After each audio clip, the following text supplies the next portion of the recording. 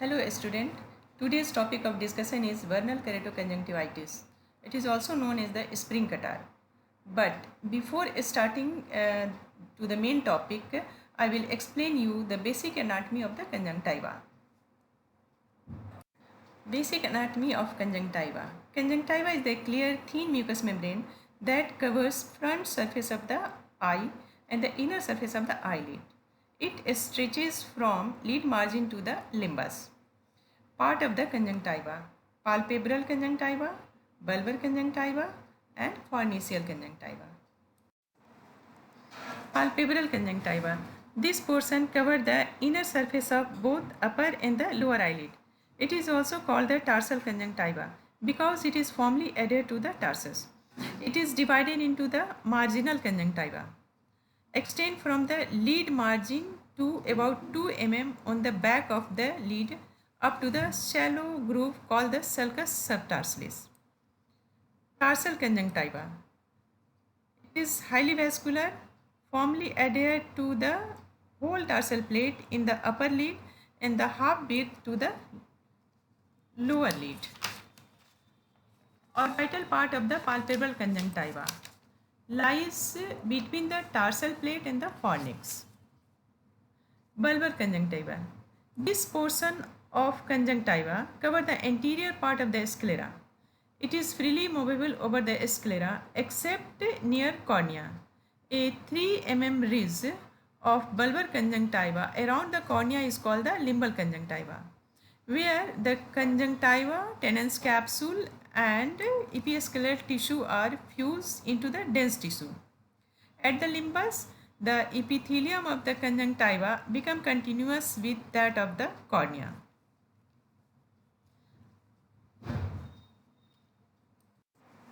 Farnesial conjunctiva.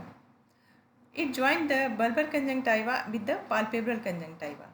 Thrown into the folds, it can be subdivided into the superior, inferior, medial and the lateral. Medially, it is deficient. Structure of the conjunctiva. Histologically, conjunctiva consists of 3 layers. First is the epithelium. This is epithelium, adenoid layer and the fibrous layer.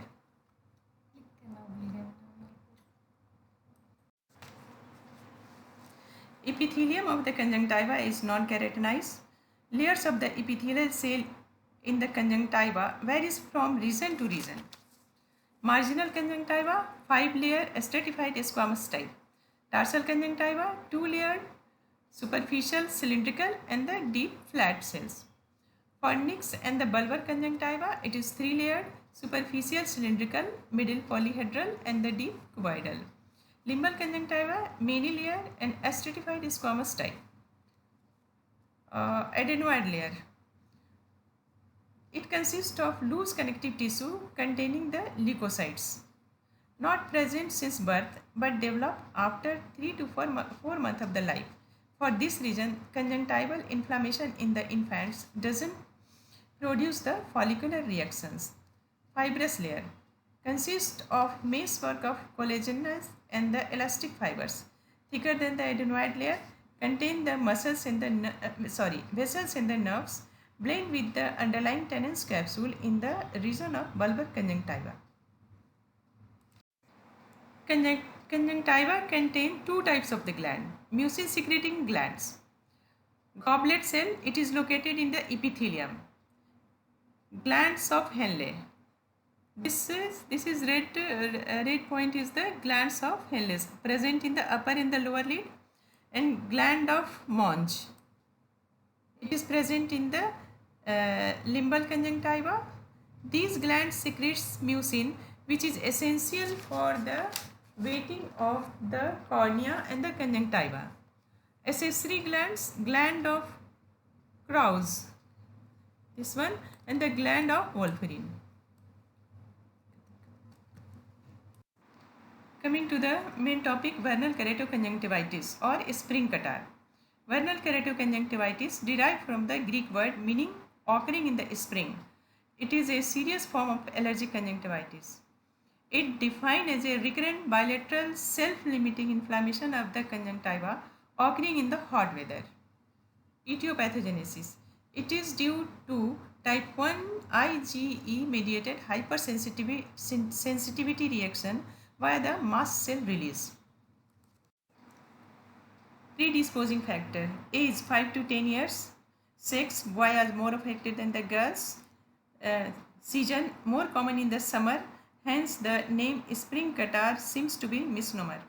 Climate prevalent in the tropics. Symptoms. Coming to the clinical features. Symptoms. Main symptoms of the VKC are intense ocular itching. It is more marked in the palpebral form and burning sensation. Lacrimation, photophobia, thick mucoid ropey discharge. Symptoms may occur throughout the year but are characteristically worse during the spring and the summer. Sign. Three clinical forms are seen: palpebral form, limbal form, and the mixed form. Palpebral form. It is easily recognized on everting the upper lid. Usually the both eye are involved. Typical lesion is the presence of hard, flat top papilla arranged in a cobblestone or pavement stone fashion. The color is blue-white like milk. This may also be seen in the lower conjunctiva. Flat top nodules are hard and they consist of chiefly dense fibrous tissue, but the epithelium over them is the thickened, giving rise to the milky hue. Histologically, they are hypertrophied papilla, not follicles. Eosinophil leukocytes are present in them in great number and also present in the secretion. Palpebral form can't be mistaken if that typical, but sometimes may resemble trachoma. In the active form, palpebral conjunctiva appear red, swollen, and tightly packed papillae. As the inflammation settles, the papilla become more separated. Limbal or bulbar form. This form of VKC is more common in the black people and has better prognosis. It is characterized by opacity of limbus with the nodules or wall of the gelatinous thickening at the limbus. Presence of discrete white raised dots along the limbus known as the Horner-Trantas spots. It consists of eosinophil and epithelial debris. If these dots are seen at the limbus, are very characteristic feature. Mixed form. Combined feature of both palpebral and the bulbar form. Sometimes cornea is also involved in the VKC, that is known as vernal keratopathy. Vernal keratopathy. Corneal involvement in the VKC may be primary or secondary due to the extension of limbal lesion. It is more common in the palpebral form. It includes the 5 types of lesion. First is the punctate epithelial keratitis is earliest finding involved upper cornea stained with the rose bengal. Ulcerative vernal keratitis, known as the sealed ulcer. Tiny microerosion cholecysts characteristically involve upper part of the cornea. This is serious problem which may complicated by bacterial keratitis. Microerosion and the ulceration results of continuous epithelial loss. In the microerosion, when the bare area become coated with the layers of desiccated mucus which can't be wetted by the tears and resist reepithelialization, it results formation of the plaque. In case of recurrent and the severe conjunctivitis, there can be subepithelial scarring, usually in the form of ring. In some cases, cupid bow outline similar to arcus senilis developed in the recurrent limbal disease called the pseudogerontoxon. Coming to the differential diagnosis.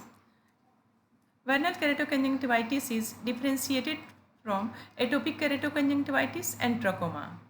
Atopic keratoconjunctivitis. AKS has an older age onset, that is second and the fifth decade. VKC younger age onset. AKC lower tarsal is mainly involved and the chronic in nature, and in the VKC upper tarsal involvement and it is self-limiting. Palpebral form of VKC differentiated from the trachoma with criteria such as prominent papillary hypertrophy, cobblestone arrangement, alkaline pH of tear, and the ropey discharge. These are the characteristic feature of VKC. Papilla and the pannus are the characteristics in the trachoma. Management. Management is purely symptomatic. Topical therapy, local therapy, systemic therapy, surgical treatment, and general treatment. General measure. Topical therapy. Topical steroids. These are effective in all form of spring catarrh, but long-term use of topical steroid has problem like cataract and the steroid-induced glaucoma. So the IOP measurement is important during the steroid therapy. Commonly used steroids are fluoromethalone, betamethasone, dexamethasone, loteprednol, difluprednate, and remaxolone. Moderate to severe VKC needs topical steroid therapy. However, corticosteroid therapy should be avoided as a first line of defense in the treatment of VKC. Not used if the corneal epithelium is compromised. Dose topical steroid 6 to 8 times a day for a week, followed by rapid tapering. Antihistaminics. New antihistaminics that combine mast cell stabilizing properties with the histamine receptor antagonist, such as the alcaftadine, agelastine, bipotastine, epinastine, ketotifen, and the olopatadine. Advantage of these agents is the rapid symptomatic relief. Decongestant. Usually adjunctive therapy to the mast cell stabilizer or antihistaminics in the mild to moderate form of VKC. Non-steroidal anti-inflammatory drugs. They inhibit the COX-1 and the COX-2 enzyme. These are ketorolac and the diclofenac, etc. Immunomodulators. Cyclosporine 0.5 to 1% indicated when the steroids are ineffective, inadequate, or poorly tolerated. Tacrolimus is another immune modulator which can uh, uh, useful in refractive cases. Topical lubricants and the mucolytes. Artificial tear such as the carboxymethylcellulose produce the soothing effect. Acetylcysteine 0.5% have mucolytic properties and useful in the treatment of early plaque formation. Local therapy. Very large papilla can be tackled either by supratarsal injection of long-acting steroids or cryoapplication. Systemic therapy. Oral antihistaminics for the relief of itching and oral steroids very severe in the non-responsive cases. Surgical treatment. Surgical excision of joint papilla. Sealed ulcer can be treated with debridement of the surface and application of the amniotic membrane. And lastly, the general measure. Dark goggles to prevent the photophobia, cold compresses and ice pack have soothing effect, and change of place from hot to cold area. Thank you.